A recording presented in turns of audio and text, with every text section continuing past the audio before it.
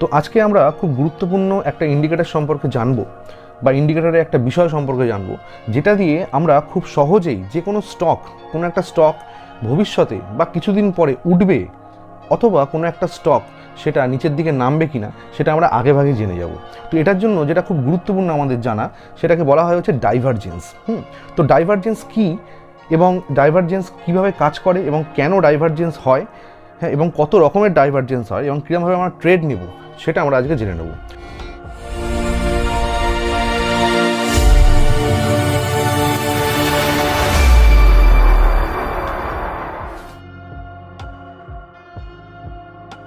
তো চলুন প্রথমে দেখে নিই যে ডাইভারজেন্স মানেটা কি, তার আক্ষরিক অর্থটা কি। তো ডাইভারজেন্স মানে যেটা এখানে আসছে সেটা হচ্ছে যে tending to be different or developed in different directions, অর্থাৎ এইটা মানে যদি আমরা ইংরেজি অর্থ দেখি তাহলে সেটা হচ্ছে যে ডাইভারজেন্স মানেই হচ্ছে কোনো একটা জায়গা থেকে সেটা হয় ভিন্ন হয়ে যায় অথবা দেখা যায় যে কোনো একটা অন্য ডিরেকশনে চলে যায়, বা বাংলায় যেটাকে আমরা বলি হচ্ছে বিচ্যুতি বা অপসরণ। অর্থাৎ প্রাইস একদিকে যাবে কিন্তু বিভিন্ন অসিলেটর বা যে ইন্ডিকেটরগুলো সেটা যদি ভিন্ন দিকে যায় তাহলে সেটা যে কোনো রকম হতে পারে, সেটাকেই বলা হয় ডাইভারজেন্স। এইটা মূলত কি ইন্ডিকেট করে আমাদেরকে? এটা ইন্ডিকেট করে যে কোনো একটা ট্রেন্ড, যে ট্রেন্ডটা চলছে সেই ট্রেন্ডটার কতটা স্ট্রেংথ রয়েছে বা কতটা উইকনেস রয়েছে। একটা ট্রেন্ড সেটা স্ট্রং হচ্ছে নাকি না আরও উইক হয়ে যাচ্ছে, সেটা কিন্তু আমরা আগেভাগে জেনে যাই যদি আমরা ডাইভারজেন্সের কনসেপ্টটা খুব ভালো করে বুঝে নিই। তো চলুন একটুখানি একে বুঝিয়ে দেওয়া যাক যে প্রাইস আর বিভিন্ন অসিলেটর বা ডাইভারজেন্স কীরকমভাবে কাজ করে। ধরুন যদি দেখা যায় যে একটা স্টকের প্রাইস, আমি দেখছি যে একটা স্টকের প্রাইস ধরুন উঠছে, এইভাবে উঠছে, দেখা যাচ্ছে একটা স্টকের প্রাইস এরমভাবে উঠছে। তো স্টকটার প্রাইস এরমভাবে উঠছে, ট্রেন্ড তৈরি করছে, আবার এরম নামছে, আবার উঠছে, আবার উঠছে, এরকম উঠছে। তো এবং দেখা যাচ্ছে ধরুন আমি আরএসআই ধরে নিচ্ছি, ধরুন একটা ইন্ডিকেটর রয়েছে আরএসআই। তো আরএসআই দেখা যাচ্ছে আরএসআইটাও ঠিক এরমভাবে স্টকের মতো করেই আরএসআই তার মতো করে এরমভাবে উঠছে, সে যেরমভাবে উঠছে নামছে কিন্তু উঠছে, আলটিমেটলি উঠছে। মানে যদি আমি প্রাইসটা দেখি তাহলে প্রাইসটা ধরুন যাচ্ছে ঠিক এরমভাবে, ট্রেন্ডটা যাচ্ছে, হায়ার হাইস বানাচ্ছে। আমি আরএসআই যদি দেখি বা এমএফআই যদি দেখি বা যদি এমএসিডিও বলেন যে কোনো, বা ভলিউম যদি বলেন, তাহলে ভলিউমের প্যাটার্নও যদি দেখি, এই প্যাটার্নগুলো দেখলে আমি দেখব সেটাও হয়তো এরকমভাবে ঊর্ধ্বগামী বা হচ্ছে হায়ার হাইস বানাচ্ছে। তাহলে এটাকে কিন্তু ডাইভারজেন্স আমরা বলবো না। তাহলে ডাইভারজেন্স কোনটাকে বলবো? ডাইভারজেন্স তখন হবে যখন দেখা যাবে যে প্রাইসটা দেখা যাচ্ছে উপর দিকে যাচ্ছে কিন্তু দেখা যাচ্ছে যে আরএসআই আরএসআই কিছুক্ষণ দেখা গেল হয়তো এরকম গেছে, প্রাইসের সঙ্গে উপর দিকে গেছে, এরকম জায়গা অবধি গেছে, যাওয়ার পর দেখা যাচ্ছে যে এখানে উঠছে কিন্তু আরএসআইটা দেখা যাচ্ছে যে এরকম হয়ে যাচ্ছে আস্তে আস্তে। তাহলে এরকম যদি হয় তাহলে কিন্তু বুঝতে হবে যে প্রাইস কিন্তু হায়ার হাইস বানাচ্ছে কিন্তু আরএসআই দেখা যাচ্ছে কিন্তু এখানে এই হাইগুলো দেখুন লোয়ার হাইস বানাচ্ছে।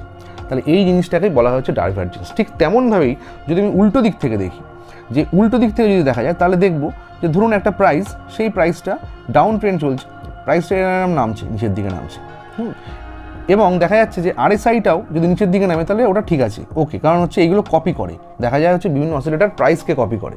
কিন্তু যদি এই কপিটা না করে যদি দেখা যায় যে এটা নামছে, আরএসআই কিছুটা অবধি এরকম নেমেছে, নামার পর দেখা যাচ্ছে যে এটা নামছে কিন্তু আরএসআইটা দেখা যাচ্ছে এরকম উঠছে, তাহলে কিন্তু কী হচ্ছে, এইটা দেখা যাচ্ছে যে লোয়ার লোজ বানাচ্ছে বা লোয়ার হাইস বানাচ্ছে, কিন্তু আরএসআই দেখা যাচ্ছে এটা কিন্তু হায়ার হাইস বানাচ্ছে। তাহলে এটাকে বলা হয় হচ্ছে মূলত ডাইভারজেন্স। মানে আর কি, যখন প্রাইসটাকে বা প্রাইসের যে চার্টটা আছে সেই চার্টটাকে যখন এই অসিলেটরগুলো যখন কপি করে না তখনই সেটাকে বলা হবে কি ডাইভারজেন্স।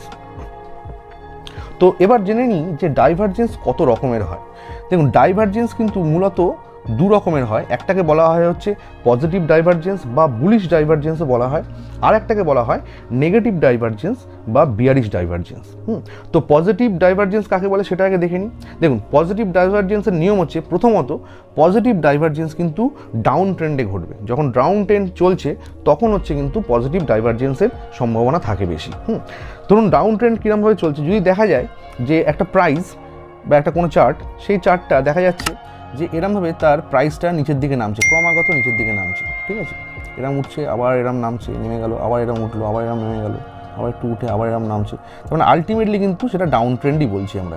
তো এরম ডাউন ট্রেন্ড চলছে প্রাইসের ক্ষেত্রে।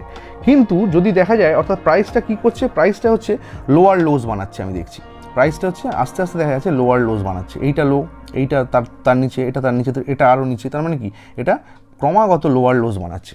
কিন্তু দেখা যাচ্ছে যে ধরুন বিভিন্ন অসিলেটর যেগুলো রয়েছে, সেটা যেটা বলছিলাম যে এমএসিডি হোক বা ভলিউম হোক বা আরএসআই হোক, বা MFI হোক, সেগুলো সেই চার্টটা যদি আমি দেখি তাহলে দেখা যাচ্ছে হয়তো সেই চার্টটা তৈরি করছে যেটা, সেটা কিন্তু লোয়ার লোস তৈরি করছে না, সেটা হচ্ছে হায়ার হাই তৈরি করছে। অর্থাৎ একটা টাইম অবধি দেখা যাচ্ছে হয়তো এরমভাবে কপি করেছে, করার পর দেখা যাচ্ছে ঠিক এই জায়গাটায় এসে দেখা যাচ্ছে এটা আস্তে আস্তে যত নিচে দিকে নামছে এটা আস্তে আস্তে উপর দিকে উঠছে এরমভাবে। তাহলে এটা উপর দিকে উঠছে মানে এটা লোয়ার লোস বানাচ্ছে, কিন্তু এটা হায়ার লোস বানাচ্ছে বা হায়ার হাইজ বানাচ্ছে। তার মানে এরপরেই আমাকে বুঝতে হবে যে এরপরে যেটা ঘটবে সেটা কিন্তু একটা ট্রেন্ড রিভার্সাল করতে পারে, অর্থাৎ এরপরে কিন্তু এই স্টকটা উপর দিকে ওঠার সম্ভাবনা। তাহলে আমরা কোন জায়গাটায় ধরবো? আমরা যখনই দেখবো যে এরকম একটা ডাইভারজেন্স তৈরি হচ্ছে, মানে এরকম ডাইভারজেন্স তৈরি হচ্ছে, প্রাইস নিচের দিকে নামছে, তারপরে হচ্ছে অসিলেটর উপর দিকে উঠছে, তাহলে কিন্তু তখনই আমাদেরকে স্টকটাকে পিক করতে হবে, মানে এই জায়গাটায় আমরা বাই করব। এবং এই জায়গাটায় বাই করলে তারপরে একটা সুন্দর আপমুভ পাওয়া যাবে। তো এটাকেই বলা হয় হচ্ছে পজিটিভ ডাইভারজেন্স, যেটা কিন্তু ডাউন ট্রেন্ডে ঘটে। এবার দেখে নিই যে নেগেটিভ ডাইভারজেন্স বা বিয়ারিশ ডাইভারজেন্স কাকে বলে। বিয়ারিশ ডাইভারজেন্সের ক্ষেত্রে ঠিক ব্যাপারটা উল্টো দিকে ঘটে। যেমন এটা ঘটে হচ্ছে মূলত কিন্তু আপ ট্রেন্ডে, যখন আপ ট্রেন্ড চলছে তখন কিন্তু বিয়ারিশ ডাইভারজেন্স ঘটার সম্ভাবনা থাকে। কীরকমভাবে থাকে? ধরুন আপ ট্রেন্ডে যদি দেখা যায় যে একটা স্টক ক্রমাগত উপর দিকে উঠছে, হায়ার হাইজ বানাচ্ছে, এরমভাবে উপর দিকে উঠছে, নামছে আবার উপর দিকে উঠছে, আবার একটু নামছে আবার উপর দিকে উঠছে, আলটিমেটলি দেখা যাচ্ছে হায়ার হাইজ বানাচ্ছে।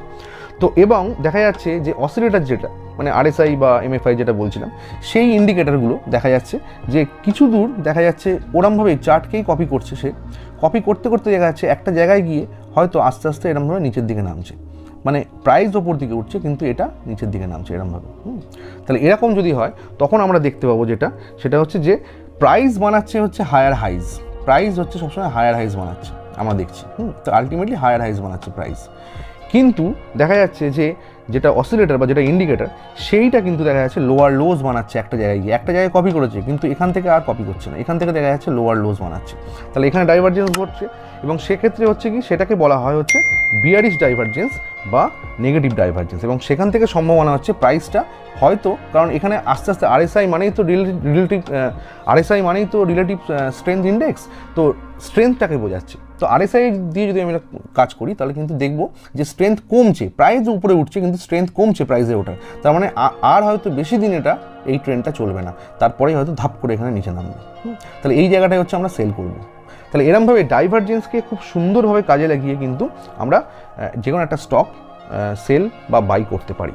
তো আমরা একটা চার্টে চলে এসেছি, যদি এই চার্টটা যদি আমরা ভালো করে খেয়াল করি, দেখুন এখানে কীরমভাবে ডাইভারজেন্স ঘটছে সেটা যদি আমরা দেখতে চাই তাহলে দেখুন যে এখানটায় দেখছি পরিষ্কার সুন্দর করে প্রাইসটা দেখানো হয়েছে, এবং প্রাইসটা এখানটায় দেখুন একটা হাই বানিয়েছে আমরা দেখছি, এবং এখানটায় গিয়ে একটা হাই বানিয়েছে, এবং এই হাইগুলোকে যদি আমরা জুড়ি পরপর তাহলে দেখবো কিন্তু এখানে পরিষ্কার দাগ দিয়ে দেখানো হচ্ছে যে এখানে কিন্তু হায়ার হাইজ বানাচ্ছে, অর্থাৎ এই যে হায়ার হাইজ বানিয়েছে। এবং ঠিক এই একইভাবে যদি সমানভাবে যদি আমি এখান থেকে একটা সরলরেখা টানি তাহলে আমাকে এখান থেকে দেখতে হবে, এই জায়গাটা কিন্তু খুব ইম্পর্টেন্ট যে কোন জায়গাটা আপনি দেখছেন সেই জায়গাটা কিন্তু একটা স্ট্রেট লাইন টেনে তবে সেখানে ডাইভারজেন্স আছে কিনা দেখার চেষ্টা করবেন, ঠিক আছে? সেটা ইন্ডিকেটারে আপনি পেয়ে যাবেন। তো এরমভাবে যদি দেখি দাগটা টানি তাহলে এইটুকু পোর্শনের মধ্যে আমি দেখছি যে এখানে অসিলেটরটা কিন্তু দেখা যাচ্ছে এই একটা হাই বানিয়েছে, পরের হাইটা কিন্তু লোয়ার হাইজ বানিয়েছে, অর্থাৎ কি এখানে যদি আমরা ট্রেন্ড লাইন টানি তাহলে দেখবো যে এটা কিন্তু লোয়ার হাইজ বানিয়েছে, তাহলে এটা হায়ার হাইজ বানাচ্ছে, এটা লোয়ার হাইজ। তাহলে এবং এরপরে যদি আমরা দেখি যে কী ঘটনাটা ঘটেছে তাহলে পরিষ্কার চার্টটা দেখলেই বুঝতে পারবো। দেখুন ঠিক এরপরে যেটা ঘটেছে এই সিগন্যালটা কিন্তু আমাকে ঠিক এই জায়গাতেই কিন্তু দিয়ে দিয়েছে, এইটা যখন পিকটা তৈরি করেছে তখনই কিন্তু আমরা এখানে কিন্তু সিগন্যালটা পেয়ে গেছি। এবং তারপরে যদি আমরা সেল করে দিই তাহলে দেখুন ঘটনাটা কী ঘটছে, সেটা হচ্ছে এখান থেকে একদম ধাম পড়েছে নিচের দিকে। তাহলে এইভাবেই আমরা সিগন্যাল পাচ্ছি যে ডাইভারজেন্স হলেই কিন্তু তারপরে কিন্তু সেই আপট্রেন্ডটা মানে এরপরে এই যে জায়গাটা এই যে পজিশনটা দেখছেন যে এরপরে হাইটা এর ওপরে হবে কিনা সেটা আমাকে কনফার্ম করছে কে, সেটা কনফার্ম করছে এই জায়গাটা ডাইভারজেন্সটা। তাহলে এরপরে হাই হবে না সেটা আমি বুঝছি কি এই জায়গাটা দেখে আমি বুঝতে পারছি। তাহলে এই জায়গাটা যদি এটা যদি এরকমভাবে যদি উঠতো, এরম যদি উপরে উঠতো, এরম না উঠতো, যদি এরম হতো তাহলে কিন্তু এটাও হায়ার হাইজ বানাতো। তাহলে এইটা যদি দুটোই যদি এরম বানাতো তাহলে বুঝতাম যে এইটা স্টকটা এরপরে একটু রিট্রেস করে হয়তো আরও উপরে উঠবে, কিন্তু উঠবে না সেটা আমি বুঝছি কী করে, সেটা বুঝছি আমি এইভাবে। এবং যদি এই চার্টের মধ্যেই আরেকটা জায়গা দেখি সেটাও কিন্তু ডাইভারজেন্স বোঝায়, কারণ এরমভাবে ভাববেন না যে এটা হচ্ছে হায়ার হাইজ বানাবে এটা লোয়ার হাইজ বানাবে বলে, এটা যদি লোয়ার হাইজ না বানিয়ে যদি সমানও থাকতো তাহলেও কিন্তু এক ধরনের ডাইভারজেন্স সেটা, কারণ সেটাও কিন্তু স্ট্রেংথ কমছে সেই ইন্ডিকেশনই আমাদের দিচ্ছে, কারণ কনসেপ্টটা ক্লিয়ার হওয়া দরকার, শুধু জাস্ট মানে কপি বুকের মতো ধরে নিলে হবে না। যেমন ধরুন যদি আমি এই রেঞ্জটা দেখি, এই জায়গাটা যদি আমি ভালো করে খেয়াল করি তাহলে কিছুটা আমরা ইন্ডিকেশন পাবো। দেখুন এই জায়গাটা এই চার্টের এই পোর্শনটা যদি খেয়াল করেন তাহলে কি দেখতে পাচ্ছি এখানটায় আমরা যেটা দেখছি সেটা হচ্ছে যে এখানটায় কিন্তু পরপর হাই বানিয়ে যাচ্ছে, মানে হায়ার হাইজ বানিয়ে যাচ্ছে আমরা দেখতে পাচ্ছি। কিন্তু যদি সেইভাবে এর যদি আমি অ্যাঙ্গেলটা দেখি, এই যে যদি এই অ্যাঙ্গেলটা দেখি, এই অ্যাঙ্গেলে কি অসিলেটর বানাচ্ছে হায়ার হাইজ? দেখুন এখানটায় কিন্তু হয়তো লোয়ার হাইজ বানায়নি, সমানই রয়েছে, মানে এখানে যেটা রয়েছে এই জায়গাটাও প্রায় সমান। তাহলে সেই জায়গাটাও যদি আমি দেখি, তাহলে কিন্তু এখানে যদি আমি স্ট্রেট লাইন টানি, তাহলে ট্রেন লাইন টানলে কিন্তু আমি দেখবো যে সমান এরাম যাচ্ছে ব্যাপারটা। তার মানে এটা কিন্তু ওপর দিকে উঠছে, এটা কিন্তু ওপর দিকে উঠছে না, এটা একই জায়গায় রয়েছে। একই জায়গায় থাকাটাও কিন্তু স্ট্রেংথ কমা। তাহলে সেক্ষেত্রে যদি আমি দেখি, তাহলে কিন্তু দেখবো যে তারপরে স্টকটার সঙ্গে কী ঘটনা ঘটেছে। তারপরে যেটা ঘটেছে সেটা কিন্তু দেখুন একদম ধাম একদম নিচে ডাউন করেছে। তাহলে দেখুন এখানে কিন্তু ডাইভারজেন্স সেরকমভাবে ঘটেনি, এইটা এরম তৈরি হচ্ছে, এটা এরকম তৈরি হচ্ছে, তারপরেও তো স্টকটা নামলো। তার মানে কি এটাও কিন্তু স্ট্রেংথ কমা বোঝায়।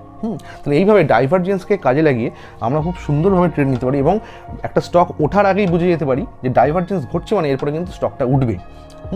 তো এইভাবেই আপনাকে সুন্দর ট্রেড নিয়ে আপনি আরও সুন্দর প্রফিট করতে পারবেন।